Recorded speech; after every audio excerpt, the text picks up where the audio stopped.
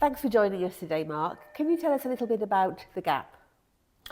So the Gap Wales is a small community-based charity here in the centre of Newport. We support refugees, asylum seekers, and we've very much based around relationships and knowing our community. We founded in 2008, became our own independent charity in 2017, and are based in the centre of Newport. And what sort of support do you offer? Whatever is needed. I think one of our strengths has been as a small, flexible local community organisation. We're very driven by the needs of the people who attend. Typically, that might involve some work around advocacy, so accessing accommodation, managing your tenancy, accessing services, but also well-being and community and belonging, which are key aspects for us. So we're open currently 4 days a week with an open door policy. Asylum seekers and refugees are welcome to join us, engage with staff, make friends, and just integrate into Newport's. And how many people, kind of roughly, a year would you see, you think? We always struggle with figures because we get some people who pop in once, we get some people who pop in every day, we get some people who require some intensive support for a short period of time, we get other people who require occasional support. We can manage it daily, so average is about 40 people attend site. The maximum we've had recently, we had 70 people on site, plus another 8 off-site volunteering with me. So I know you've been doing a specific piece of work with Pobl Housing Association. Can you tell us a bit about that, please? Well, accommodation is scarce, and particularly for single male refugees. They'll get refugee status after struggling through the asylum system, and will be evicted from their accommodation with a 28-day notice period. In that time, they've got to find somewhere to live, open a bank account, look at universal credit to get themselves up and running, and then start seeking work. It's a tough ask for anybody, let alone thinking about the language barriers, the cultural barriers, the support networks, the contacts, and all those kind of things that a lot of us who've grown up locally already have in place. And we were finding 4 or 5 years ago that we were seeing newly granted single male refugees routinely homeless, and it was really horrible. We'd be here on a wet Wednesday night at 5 o'clock with it raining, and somebody would be saying to you, "Where am I going to sleep tonight, Mark?" And we kind of decided that we'd draw a line in the sand at that and say nobody who engaged with us will be homeless.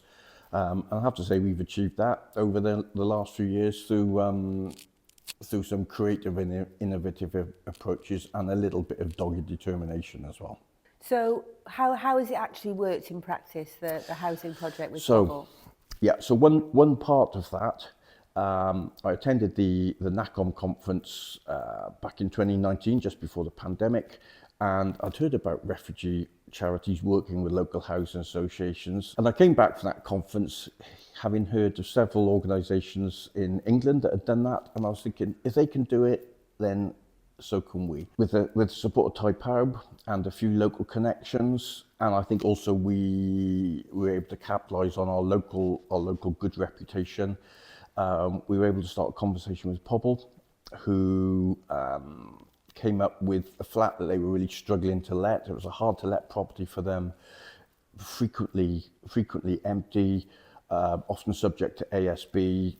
And if they did have somebody in there, they'd be there for 6 months and then they'd move out. It was a 3-bed family flat in a row of 1-bed flats, had a lot of single males. And so it was just a bit of a mismatch for Pobl. So Pobl took a bit of a punt and began conversations with us, which Pobl helped broker. And we got to a point where Pobl were able to enter agreement. So why did The Gap want to start providing accommodation? So for a lot of newly granted refugees, they've experienced persecution or war back home. They've struggled through the asylum process. They finally get to a point where they're safe And if you apply Maslow's hierarchy of needs to that, it's often the time when they're first refugees that they're able to process some of the trauma and the difficulties that they've gone through. They feel physically safe. And of course, unfortunately, that coincides with them being made homeless. So you've got that double whammy. So for us, being able to say, here's a safe, secure, warm, comfortable, quiet flat where you can live for up to 6 months whilst you work out what's next for you, has been really important. So the therapeutic aspect to it has been really important to us, that it's a place for people to heal and recover and gather their breath and their thoughts a little bit before they plan whatever's next for them.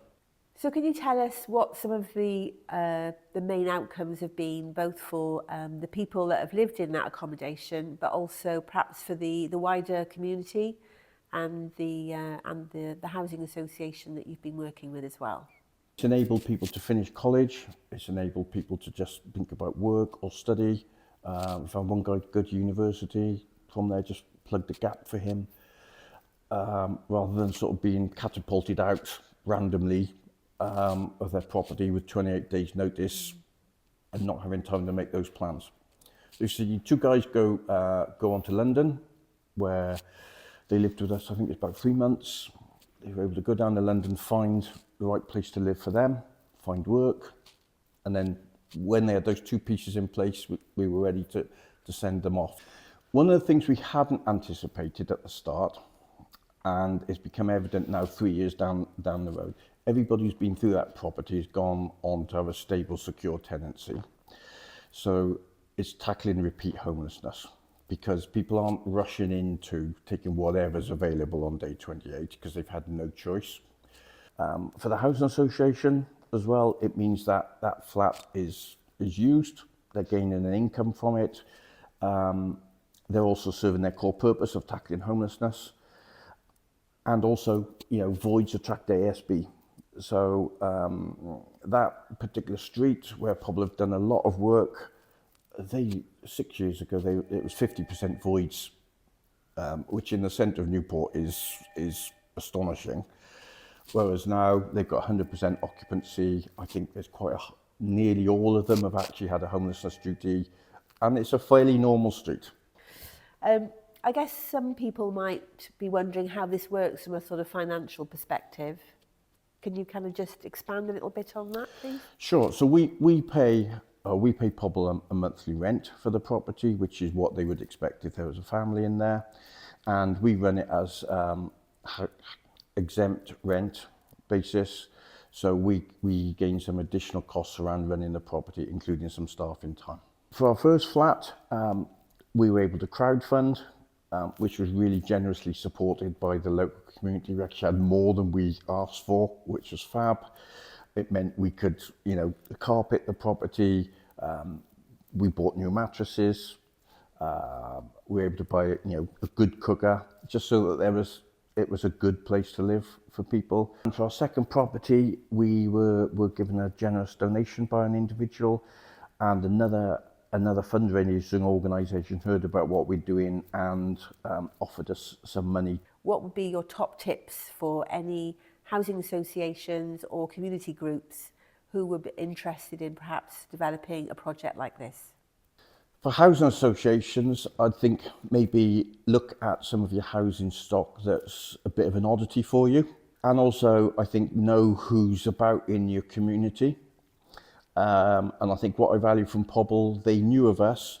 We weren't a big established organisation, we're still not. We still only have 2 full-time and 2 part-time staff. But I think they recognised the value that we brought and lent some of their expertise to us to help us do this.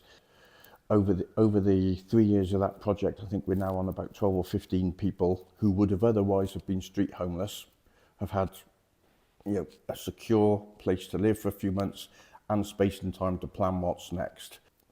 Do listen out, do know who's around, and don't be too risk averse, be open to those conversations. And I think for small community organisations who might be dealing with refugees or other community groups, I think believe in yourselves a little bit, know that you're good with people. One of the things I've learnt from it, working with NACOM is as refugee organisations, we're really good at people and relationships, whereas the housing associations are really good at houses.